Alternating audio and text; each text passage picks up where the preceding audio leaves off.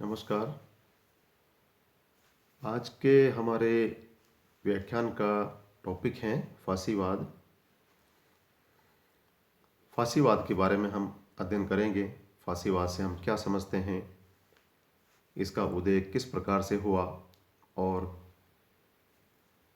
जिस प्रकार से जर्मनी में नाजीवाद का उदय हुआ हिटलर की वजह से, उसी प्रकार से इटली में फांसीवाद का उदय के क्या कारण थे, उसके बारे में हम अध्ययन करेंगे। प्रथम विश्व युद्ध के पश्चात इटली में फासिस्टवाद या फांसीवाद का उत्कर्ष हुआ।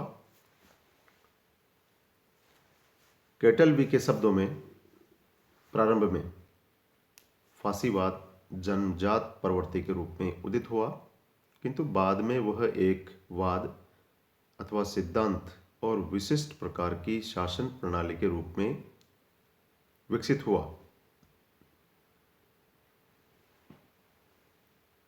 यह बात उल्लेखनीय है कि प्रथम विश्व युद्ध में इटली मित्र राष्ट्रों की ओर से लड़ा था और जर्मनी मित्र राष्ट्रों का विरोधी था। फिर भी इटली में जर्मनी के नाजीवाद की तरह फांसीवाद का उदय हुआ। 1860 ईस्वी से ही इटली में गणतंत्रात्मक शासन व्यवस्था थी, किंतु अचानक ही फांसीवाद की धारा ने उसे उखाड़ फेंका, जो कि यूरोप के इतिहास की एक महत्वपूर्ण घटना थी। प्रथम विश्व युद्ध के पश्चात असंतोष और निराशा के वातावरण में फांसीवाद का जन्म हुआ। प्रथम विश्व युद्ध के पश्चात इटली के नगरों में एक नारा सुनाई पड़ता था, लेनिन चिरंजीवी हों। रूस की तरह वहाँ भी मजदूर कारखानों पर अपना स्वामित्व प्राप्त करना चाहते थे और किसान जमीनों को छीन रहे थे। परंतु इटली साम्यवादी नहीं बना। अनुभव शून्यता और कच्चा माल प्राप्त करने में असमर्थता के कारण विवश होकर मजदूरों ने छिने हुए कारखानों को छोड़ दिया। इस समय लोगों के कुछ गिरोह ने जो अपने आप को फासिस्ट कहते थे, यह घोषणा की कि वे इटली की साम्यवाद से रक्षा करेंगे।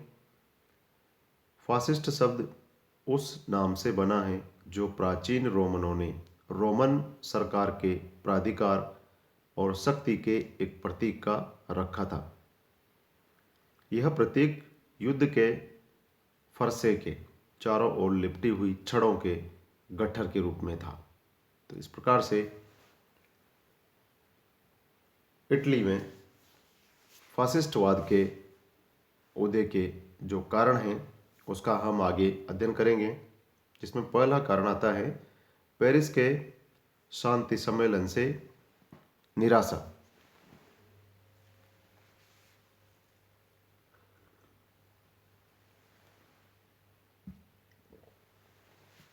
प्रथम विश्व युद्ध में इटली ने मित्र राष्ट्रों की ओर से युद्ध में भाग लिया था।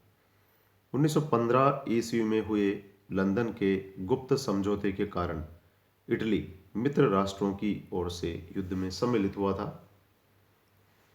उसे दक्षिणी मोर्चे पर ऑस्ट्रिया का सामना करने का कार्य सौंपा गया था।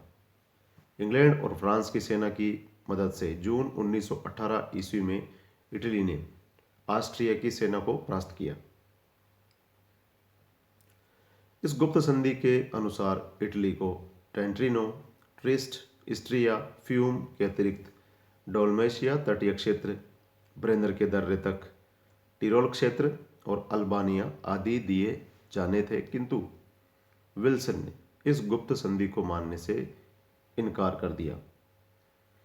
इटली को केवल ट्रेटिनो, डोलमेशिया के तट का कुछ भाग एवं दक्षिणी टिरोल से ही संतोष करना पड़ा। फ्यूम, जिस पर इटली निवासी आस लगाए बैठे थे, वह उन्हें नहीं मिला। इटली में सर्वत्र कहा जाने लगा कि इटली की भावनाओं एवं विजयों पर कुठाराघात किया गया है। फ्यूम न मिलने से जनता में निराशा उत्पन्न हुई, जिसका लाभ उठाकर सितंबर 1919 ईस्वी को द एनएनजीओ नामक इटली के कवि ने फ्यूम पर अधिकार कर लिया, क्योंकि फासिस्ट द एनएनजीओ के साथ थे। अतः युद्ध के सैनिक फासिस्ट पार्टी में मिल गए। जनता गणतंत्र से नफरत करने लगी थी। इस प्रकार 1919 ईस्वी के शांति सम्मेलन से इटली के अंतर्राष्ट्रीय सम्मान को गहरा धक्का लगा। इस प्रकार से हम देखते हैं कि पेरिस का जो शांति सम्मेलन था उसकी वजह से इनको निराशा हुई, और यह भी इटली में फासिस्टवाद का उदय का एक मुख्य कारण माना जाता है। आगे हम बात करते हैं युद्धोपरांत आर्थिक असंतोष की। वर्साई की संधि के द्वारा इटली को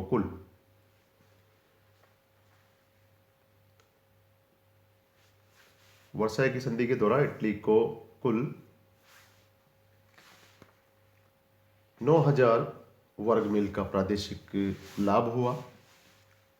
उसके परिणाम स्वरूप उसकी जनसंख्या में 16 लाख की वृद्धि हुई, जबकि युद्ध में उसे काफी जन और धन की हानि हुई थी। युद्ध में उसके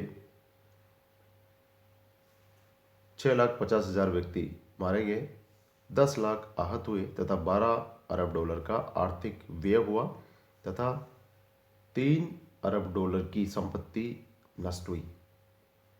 इस भारी व्यय के अनुपात में उसे प्राप्त प्रदेश नगण्य थे। इटली पर राष्ट्रीय ऋण बहुत बढ़ गया था तथा देश में औद्योगिक और व्यापार भी अव्यवस्थित हो गए। इटली की मुद्रा का मूल्य 70% कम हो गया, वस्तुओं के मूल्य ऊंचे हो गए, बेरोजगारी की संख्या बढ़ने लगी। बाजारों के अभाव में इटली का विदेशी व्यापार भी बहुत कम हो गया। इसी कारण इटली के लोग कहते थे कि युद्ध में तो उसने विजय प्राप्त की, परंतु शांति को खो दिया। इटली ने यह सभी कठिनाइयां इस आशा में मोल ली थी कि युद्ध के बाद उसे लाभ होगा, किंतु युद्ध समाप्ति के बाद उसे कुछ विशेष प्राप्त नहीं हुआ।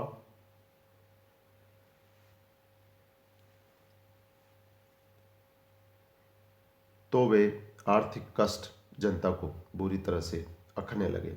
इतिहासकार केटलवी ने लिखा है कि विश्व युद्ध के पश्चात के कुछ वर्षों में इटली की आर्थिक स्थिति संतोषजनक नहीं थी, जिसके कारण पूर्ण अव्यवस्था फैली हुई थी। जनता अब एक ऐसे शक्तिशाली शासन की कामना करने लगी जो उन्हें इन कठिनाइयों से मुक्ति दिलवाई। तो इस प्रकार से प्रथम विश्व युद्ध के बाद में जो आर्थिक असंतोष पनपा या जो आर्थिक परेशानियां सामने आई, वह भी इटली में फासिस्टवाद के उदय का एक मुख्य कारण माना जाता है। नेक्स्ट है राष्ट्रीयता पर आघात। 19वीं शताब्दी में यूरोप का प्राय प्रत्येक देश अपने आर्थिक हितों की पूर्ति तथा राष्ट्रीय गौरव की वृद्धि के लिए साम्राज्य विस्तार का प्रयास कर रहा था। अतः इटली ने भी ट्यूनिस पर अधिकार कर लिया, परंतु 1881 ईस्वी में जर्मनी की प्रेरणा से फ्रांस ने उस पर अधिकार कर लिया। तत्पश्चात इटली ने अबिसिनिया पर अधिकार करने के लिए उस पर आक्रमण किया, परंतु अबिसिनिया ने 1896 ईस्वी में अडोवा के युद्ध में इटली को पराजित कर दिया। इस पराजय से इटली की राष्ट्रीय सम्मान को आघात पहुंचा।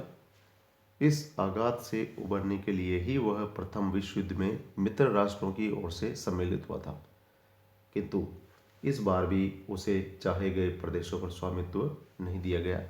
अतः इटली के निवासियों में यह मत उभरा कि इन सभी आघातों के लिए इटली की जनतंत्रीय सरकार ही दोषी है। अतः इटली के लोग अब एक ऐसी सरकार चाहते थे जो उनकी राष्ट्रीय आकांक्षाओं की पूर्ति कर सके तथा अंतर्राष्ट्रीय जगत में इटली को सम्मानजनक स्थान दिलवा सके। फासिस्ट दल इटली वासियों की इन्हीं आकांक्षाओं की पूर्ति का प्रचार कर रहा था। ऐसी परिस्थिति में फासिस्ट दल को जनता का समर्थन मिला।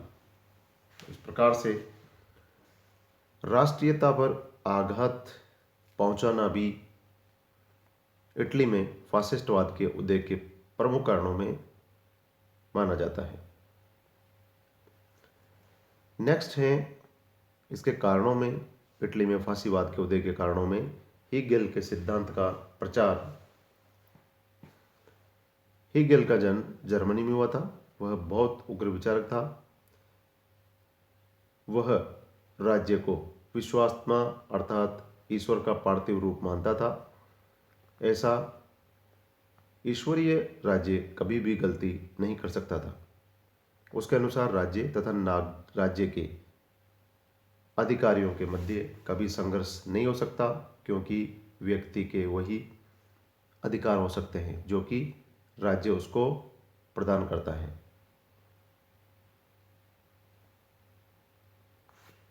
मनुष्य राज्य के आदेशों का पालन करके ही उन्नति कर सकता है।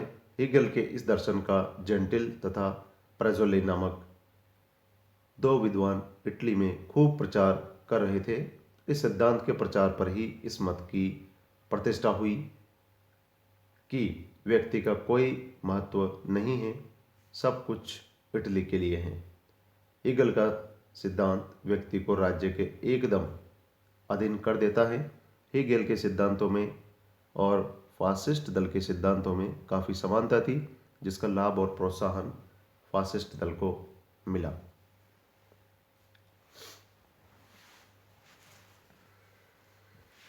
नेक्स्ट हम बात करते हैं इटली में फासिस्टवाद के उदय के कारणों में, जो है साम्यवाद का प्रचार। यह कहना मुश्किल नहीं होगा कि मुसोलिनी की फासिस्ट पार्टी को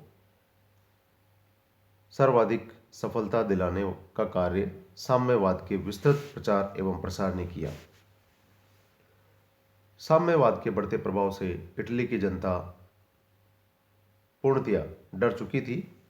कैटलवी ने लिखा है कि इटली का फासिज्म प्रारंभ में साम्यवाद की प्रतिक्रिया थी और उसने एक प्रकार से साम्यवाद के बढ़ते हुए प्रभाव को क्षीण किया।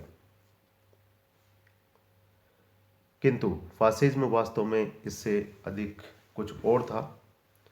महायुद्ध के बाद इटली में असंतोष और निराशा का वातावरण छाया हुआ था। ऐसे वातावरण में मार्क्सवाद और संघवाद के उदय से किसानों तथा मजदूरों में उग्र राष्ट्रीयता की भावना का प्रादुर्भाव हुआ और इटली में साम्यवाद का असर दिखने लगा। इटली के साम्यवादी रूस के बाल्शेविकों की भांति किसानों और मजदूरों के सहयोग के कारण क्रांति करवाकर इटली में सर्वहारा वर्ग के शासन की स्थापना का स्वप्न देखने लगे थे। देश में कई प्रकार के साम्यवादी दल स्थापित हो गए थे। नवंबर 1919 ईस्वी के संसद के चुनाव में समाजवादियों को 156 स्थान प्राप्त हो चुके थे, किंतु इटली साम्यवादी नहीं हुआ, क्योंकि फासिस्ट दल ने अपने आप को साम्यवाद का कट्टर विरोधी प्रमाणित करके दिखा दिया था। तो इस प्रकार से साम्यवाद के प्रचार को भी इटली में फासिस्टवाद के उदय का एक मुख्य कारण मान सकते हैं। नेक्स्ट जो रीजन है इटली में फासिस्टवाद के उदय के कारणों में, उसमें है सरकार की अकर्मण्यता। इटली की जनता वर्साई संधि की ओर की घोर विरोधी थी। इसके साथ साथ जनता में बेकारी भी बढ़ती जा रही थी। फलस्वरूप जनता में बहुत असंतोष था, परंतु तत्कालीन सरकार ने इस असंतोष को दूर करने के लिए कोई प्रयास नहीं किए। जनता की सामूहिक निर्धनता के कारण देश में समाजवादी दल की बहुत उन्नति हुई। 1919 ईस्वी के निर्वाचन में इसको चैम्बर ऑफ डिप्यूटीज में 1/3 स्थान प्राप्त हुआ। समाजवादी लोग किसानों तथा मजदूरों की जात जमींदारों से जमीन छीनकर उसको परस्पर छोटे छोटे टुकड़ों में बांटने के लिए प्रोत्साहित किया करते थे। 1920 ईस्वी तक इन्होंने 100 कारखानों पर अधिकार कर लिया था और वे स्वयं उनको चलाने लगे। इस प्रकार से समाजवादियों का प्रभाव बहुत बढ़ गया था। फलस्वरूप जून 1921 ईस्वी में जिया लिट्टी के प्रधानमंत्री पद से त्यागपत्र दे दिया। इससे फासिस्टों को अपना विकास करने का पूर्ण अवसर मिल गया। तो इस प्रकार से आज हमने इटली में फासिस्टवाद के उदय के कारणों के बारे में अध्ययन किया, जिसमें पहला जो कारण है वह है पेरिस के शांति सम्मेलन से निराशा। दूसरा है युद्ध उपरांत आर्थिक असंतोष, राष्ट्रीयता पर आघात तथा हीगल के सिद्धांतों का प्रचार और साम्यवाद का प्रचार तथा सरकार की अकर्मण्यता इसके मुख्य कारण रहे हैं इटली में फासिस्टवाद के उदय के। Thank you.